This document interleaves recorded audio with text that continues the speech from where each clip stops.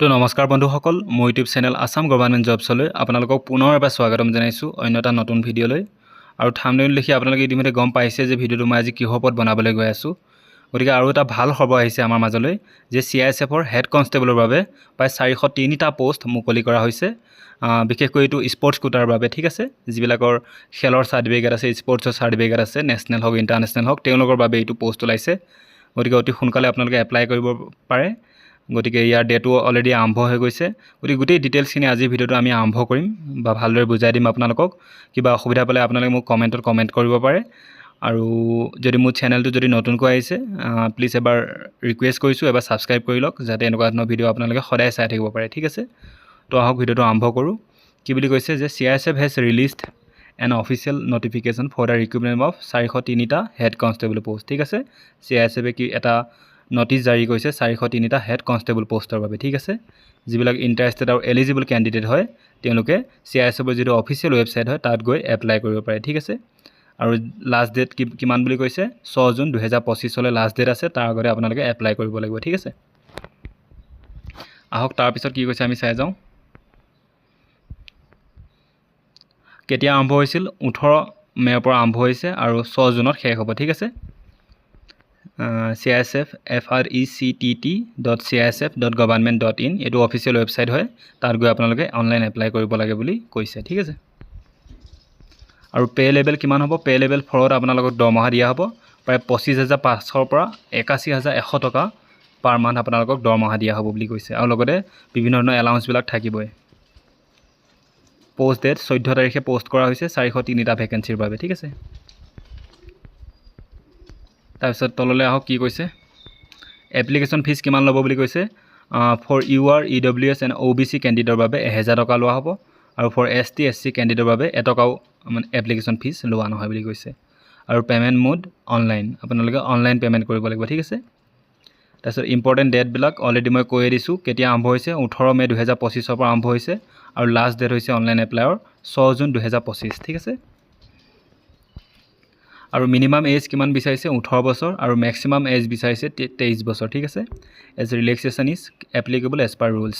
আৰু এজ ৰিলেক্সেশ্যনো থাকিব কিছুমান ৰুলৰ মতে, ঠিক আছে। সেইটো আপোনালোকক কৈ দিম মই। আৰু কোৱালিফিকেশ্যন কি বিচাৰিছে? Candidate should process 12+ sports certificate. আপোনালোকৰ 12 পাছ হ'ব লাগিব আৰু লগতে স্পৰ্টছ চাৰ্টিফিকেট থাকিব লাগিব, ঠিক আছে।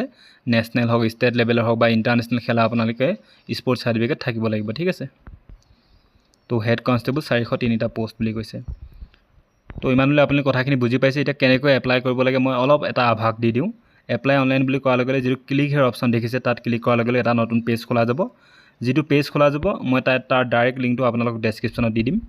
এই পেজটো ডাইৰেক্ট যিটো অফিচিয়েল ৱেবছাইট হয় CISFৰ মই ডেছক্ৰিপশ্যনত দি দিম। তাত ক্লিক কৰাৰ লগে লগে আপোনালোকে এনেকুৱা এটা পেজ খোলা যাব, ঠিক আছে। তো যিবিলাকে ৰেজিষ্ট্ৰেশ্যন কৰা নাই তেওঁলোকে নিউ ৰেজিষ্ট্ৰেশ্যন অপশ্যনটোত ক্লিক কৰিব লাগিব। আৰু যিবিলাকে অলৰেডি ৰেজিষ্ট্ৰেশ্যন কৰি থৈছে কিন্তু নিজৰ ৰেজিষ্ট্ৰেশ্যন ID আৰু পাছৱৰ্ড পাহৰি গ'ল তেওঁলোকৰ বাবে ফৰগট ৰেজিষ্ট্ৰেশ্যন ID এণ্ড পাছৱৰ্ড এইটো অপশ্যনটো ক্লিক কৰিব লাগিব, ঠিক আছে। তো ইয়াত আপোনালোকে নিজৰ নাম, father name, mothers name, date of birth সকলোবিলাক ফিল আপ কৰি ছাবমিট কৰাৰ লগে লগে আপোনালোকৰ যিটো পাছৱৰ্ড পাহৰি গৈছিল বা ৰেজিষ্ট্ৰেশ্যন IDটো পাহৰি গৈছিল সেইটো আকৌ আপোনাৰ নম্বৰত মেছেজ আহিব, ফোন নম্বৰত। তো আপোনালোকে আকৌ লগ ইন হ'ব পাৰিব, ঠিক আছে। তো যিবিলাকে ৰেজিষ্ট্ৰেশ্যন কৰা নাই, যিবিলাকে বিলকুল ফ্ৰেছ ৰেজিষ্ট্ৰেশ্যন কৰিব বিচাৰিছে, নিউ ৰেজিষ্ট্ৰেশ্যন কৰিব বিচাৰিছে, তেওঁলোকৰ বাবে নিউ ৰেজিষ্ট্ৰেশ্যন এটা অপশ্যন আছে। তাত ক্লিক কৰাৰ লগে লগে এনেকুৱা এটা পেজ খোলা যাব। তো ইয়াত কি বিচাৰিছে? ইয়াত আপোনালোকৰ নিজৰ নামটো ফাৰ্ষ্ট যিটো বক্স তাত ফিল আপ কৰি দিব। তাৰপিছত ভেৰিফাই নেম মানে নামটোকে দুবাৰ আকৌ ইয়াত এবাৰ ফিল আপ কৰি দিব। কেতিয়াবা আপুনি নিজৰ নামটো চেঞ্জ কৰিছেনে? Have you ever change your name সুধিছে। যদি কৰিছে য়েছ, কি নাম গোটেই ডিটেইলছখিনি লিখিব লাগিব, নিউ নেম, ঠিক আছে। আৰু যদি নাই কৰা ন। তাৰপিছত আপোনালোকৰ দেউতাৰ নাম সুধিছে, ফাদাৰ্ছ নেমটো যিটো আপোনালোকৰ মেট্ৰিক চাৰ্টিফিকেট বা ছেকেণ্ডেৰী চাৰ্টিফিকেট আছে হায়াৰ ছেকেণ্ডেৰী সেইটো ইয়াত লিখিব লাগিব, ঠিক আছে। তো ভেৰিফাই ফাদাৰ্ছ নেম মানে ফাদাৰ নেমটো আপোনালোকে দুবাৰ টাইপ কৰিব লাগিব, ওপৰতো এবাৰ তলতো এবাৰ, ঠিক আছে। তাৰপিছত মাদাৰ্ছ নেমটো সুধিছে, আপোনালোকৰ মাৰ নামটো ইয়াত টাইপ কৰি দিব। তাৰপিছত ভেৰিফাই মাদাৰ্ছ নেম মানে মাদাৰ নেমটো ছেম ওপৰত যি টাইপ কৰিছে তলতো সেইটোৱে টাইপ কৰিব লাগিব, ঠিক আছে। তাৰপিছত ডেট অফ বাৰ্থটো শুদ্ধকৈ ইয়াত টাইপ কৰি দিব। ডেট অফ বাৰ্থটো যিটো আপোনাৰ মেট্ৰিক বা হায়াৰ ছেকেণ্ডেৰী চাৰ্টিফিকেট আছে সেইটো ইয়াত টাইপ কৰিব লাগিব, ঠিক আছে।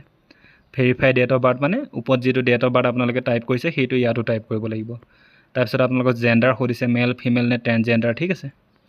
তাৰপিছত এণ্টাৰ লেটাৰ ইজ শ্ব'ন যিটো আপুনি কাষত দেখিছে কেপচাটো সেইটো ইয়াত আপোনালোকে বক্সটোত টাইপ কৰি দিব লাগিব তাৰপিছত ছাবমিট কৰাৰ লগে লগে আপোনালোকৰ ৰেজিষ্ট্ৰেশ্যন কমপ্লিট হৈ যাব আৰু আপোনালোকৰ মোবাইলত বা ইমেইল আইডিত ৰেজিষ্ট্ৰেশ্যন আইডি যাব তাৰপিছত এটা পাছৱৰ্ড ক্ৰিয়েট কৰিব লাগিব তাৰপিছত আগন্তুক প্ৰচেছখিনি কৰিব লাগিব আপোনালোকৰ নিজৰ এডুকেশ্যন চাৰ্টিফিকেট স্পৰ্টছ চাৰ্টিফিকেট বা ছিগনেচাৰ ফটো এইবিলাক সকলো আপলোড কৰিব লাগিব তাৰপিছত লাষ্টত পে'মেণ্টটো দিয়াৰ লগে লগে আপোনালোকৰ এপ্লিকেশ্যনখন কমপ্লিট হৈ যাব তাৰপিছত আপুনি নিজৰ এপ্লিকেশ্যনখন প্ৰিণ্ট আউট কৰিব পাৰিব ঠিক আছে গতিকে ইমানেই বস্তুটো ইমান বিশেষ টান নহয় যদি আপোনালোকে কিবা অসুবিধা পায় মোৰ হোৱাটছআপ নম্বৰটো লিংক ডেছক্ৰিপশ্যনত দি দিম তাত আপোনালোকে মোক মেছেজ কৰিব পাৰে মই আপোনালোকক এপ্লাই কৰি দিব পাৰিম ঠিক আছে গতিকে ভিডিঅ'টো ভাল লাগিল যদি লাইক আৰু শ্বেয়াৰ কৰিব আৰু যিকোনো অসুবিধাৰ বাবে আপুনি মোক কণ্টেক্ট কৰিব পাৰে মোক কমেণ্টত মেছেজ কৰিব পাৰে বা মোৰ পাৰ্চনেল যি মোবাইল নম্বৰ থাকিব তাতো আপোনালোকে হোৱাটছআপ কৰিব পাৰে ঠিক আছে গতিকে মোৰ চেনেলটো যদি নতুনকৈ আহিছে আকৌবাৰ কৈছোঁ এবাৰ ছাবস্ক্ৰাইব কৰি ল'ব যাতে এনেকুৱা ধৰণৰ ভিডিঅ' আপোনালোকে সদায় চাই থাকিব পাৰে ধন্যবাদ জয় অসম